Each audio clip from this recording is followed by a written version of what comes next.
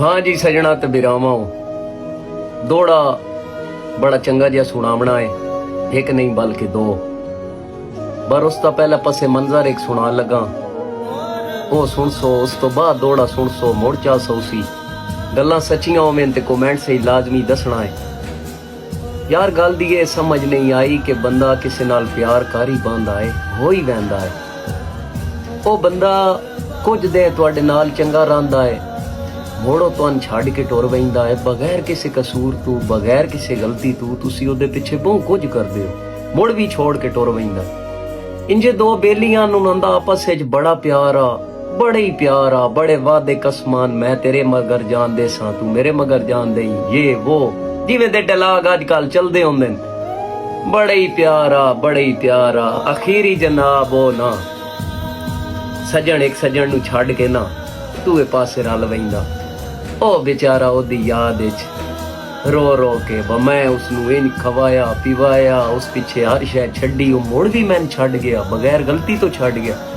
ओ रोवे हाल दुहाइयां पाए। ओ जेड़े चंगे मुखलिस यार आए ना उस छोर दे, उस कोल आण के ओनू आखन बई यार छड्ड दे, ओ तैन छड्ड गया है, तू हुण क्यों अपना हाल वजाना है, क्यों रोना है। उन्हें आखो माड़ा आई, इंज आई, फुलां आई, ढींग आई। जिले उन्हें बेलियां ना उसते सजन नू आख्या ने को माड़ा आई माड़ा आई, उथे उन्हें नादा है भावें डार आई।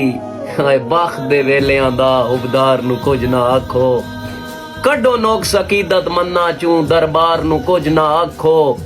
दियो रैयत नू दोष जफावां दा सरदार नू कुछ ना आखो।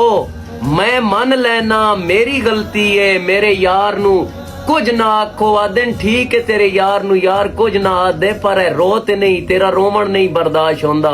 ओ आदा किंज ना रोवां, कमजोर है कोठा हौसले दा, जेडे दे पिया लेपे चो पवना है।